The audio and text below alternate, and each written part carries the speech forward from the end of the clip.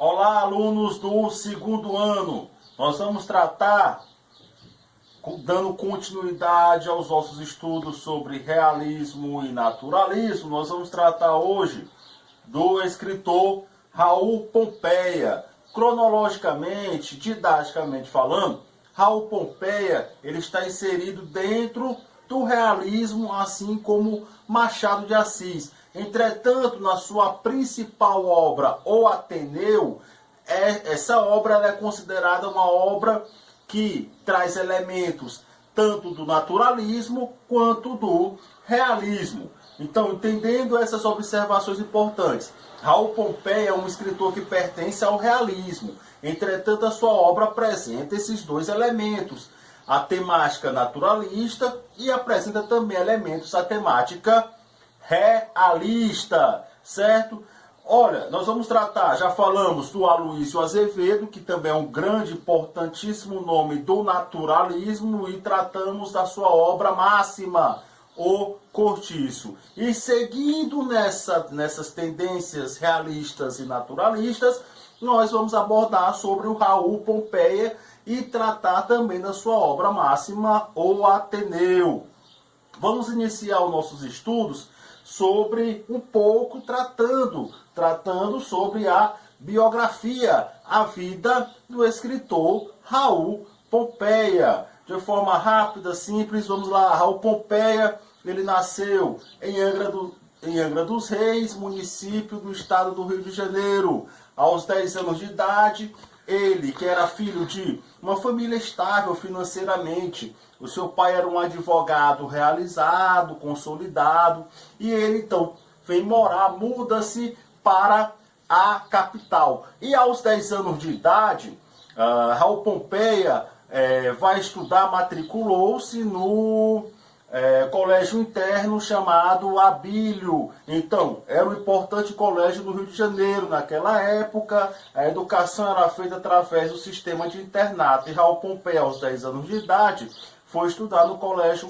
Abílio. Lá, a rigidez do colégio, né, toda a disciplina e a experiência na qual, né, ele teve lá no colégio Abílio César, o motivaram a escrever a obra O Ateneu, que tem como subtítulo Crônicas de Saudades, certo? Ironicamente, porque o Raul Pompeia ele vai trazer críticas profundas a esse sistema de internato, conforme nós vamos ver posteriormente na abordagem do nosso conteúdo. Então, Raul Pompeia, depois, ele começa, inclusive, ele inicia sua trajetória literária dentro do próprio colégio, publicando seus primeiros textos, suas primeiras crônicas. Posteriormente, ele vai estudar na Faculdade de Direito do Largo do São Francisco, em São Paulo, né, e vai concluir o curso de Direito em Recife. E ele passou também, logo que ele sai do Colégio Abílio César, ele vai para o Colégio Pedro II, depois para a faculdade em São Paulo e conclui finalmente o curso em Recife. Apesar de um advogado, Raul Pompeia, ele consolida-se de fato como cronista, contista, romancista e também como um grande orador, e começa a trabalhar em vários jornais cariocas da época. Participou também desse processo em campanhas abolicionistas e em prol da proclamação da República do Brasil, sempre motivado por aqueles ideais positivistas de ordem e progresso. Ele também ocupou cargos públicos importantes, e quando ocorre a proclamação da República, né, o Raul Pompeia já é um grande escritor notável. Raul Pompeia envolveu-se em polêmicas e críticas e teve diversos inimigos devido às suas posições políticas, né? Ele era um grande crítico, polêmico, e devido às suas posições, os seus argumentos, as suas opiniões, ele então teve vários inimigos políticos. Quando ocorreu o falecimento do então presidente Floriano Peixoto, o Raul Pompeia acaba sendo demitido do cargo no qual ele ocupava, porque ele começou a fazer críticas ao então presidente, que depois estava no cargo, o Prudente de Moraes. Ele é demitido.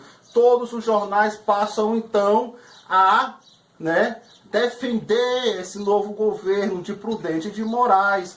Consequentemente, Raul Pompeia perde todo o espaço na imprensa. Raul Pompeia também tinha várias crises depressivas, né? E diante dessa situação, dessa perda de espaço, de perda de prestígio na imprensa nacional, Raul Pompeia agrava o quadro de depressão em que ele vinha sempre sofrendo, então ele comete suicídio aos 32 anos de idade com um tiro no peito, certo?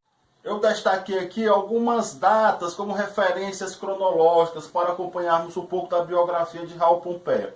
Por que eu fiz esse relato da biografia do escritor? Porque a sua vida é um reflexo, de fato, da sua obra, né? A sua vida, a sua biografia reflete diretamente na sua produção literária, portanto, é importante conhecer a biografia do autor. Sempre é importante conhecer a biografia do autor. Então, nasceu em 1863 e faleceu em 1895. Suicidou-se, no caso, né?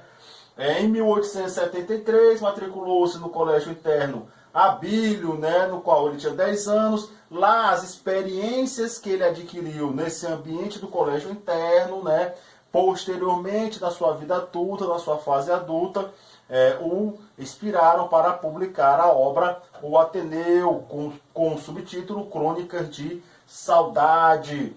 Em 1881, matriculou-se na Faculdade de Direito, aqui inicialmente em São Paulo, e posteriormente ele vai concluir o curso em Recife. E em 1888 ele publicou a sua obra máxima, O Ateneu, Crônicas de Saudade, com o subtítulo Crônicas de Saudade. Inicialmente essa obra foi publicada em folhetins, né, que nós já sabemos nas nossas aulas presenciais, o que são os folhetins. Eram capítulos semanais que eram publicados nos jornais, né? E os leitores eles iam adquirindo e liam capítulo por capítulo semanalmente. Dessa maneira, por quê? Porque não havia editoras de livros ainda no Brasil. Então ele foi publicado em forma de folhetins no ano de 1888. Posteriormente ele saiu uma edição impressa, certo? Então tá aí um pouco da biografia, um relato, as experiências do nosso polêmico escritor Raul Pompeia. Então, o Ateneu, publicado no ano de 1888, é uma obra que vai trazer como severas críticas ao sistema educacional brasileiro aí no século XIX. Então, gente, o Ateneu é o colégio Abílio, no qual